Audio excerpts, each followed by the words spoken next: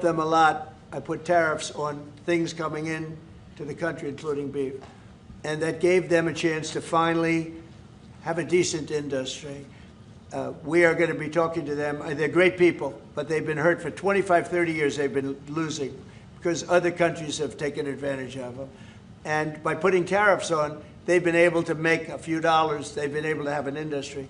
But I also want to keep the beef prices low. So I'll be talking with the ranchers, and I'll be speaking with a lot of different people, including Scott and Howard, and we'll do something. Because prices are way down in our country. Energy is way down. I think you're going to see $2 gasoline very soon. I see that it's $2.50 in a lot of places, $2.50.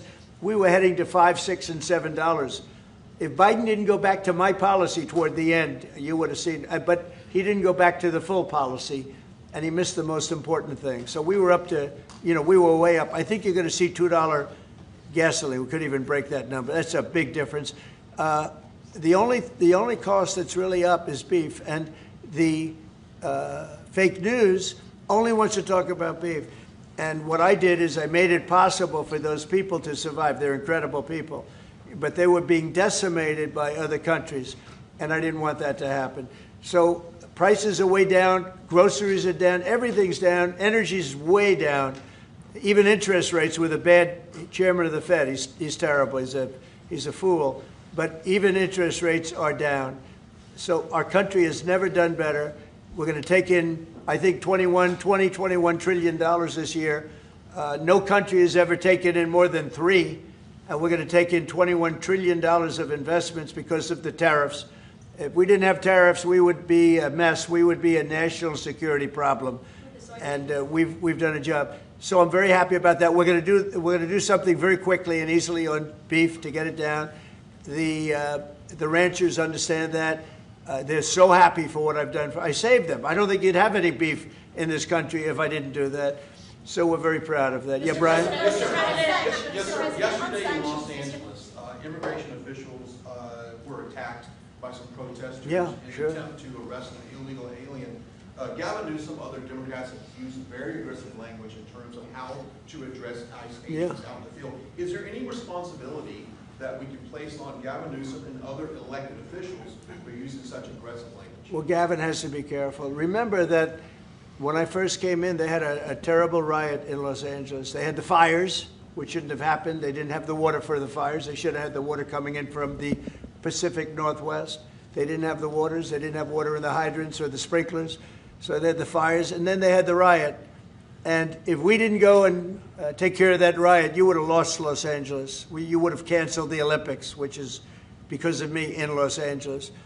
And the police commissioner, the head of the police, said, if the president didn't come in, we would have lost Los Angeles. We did not have the capability of taking care of it. And he said it very strongly. And we did a great job. And within a week, it was all done. Within one day, it was done. But within a week, it was all done.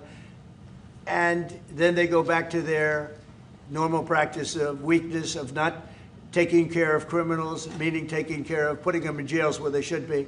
Washington, D.C., and you all are the best people for that, because Washington, D.C. is now one of the safest cities. It was one of the most dangerous cities in the country. Now Washington, D.C., believe it or not, I'm embarrassed to say it in front of you, but Washington, D.C. went from one of the worst, most dangerous cities to, you can walk down the street, you can send your child to meet you at a location. Your child is going to be fine.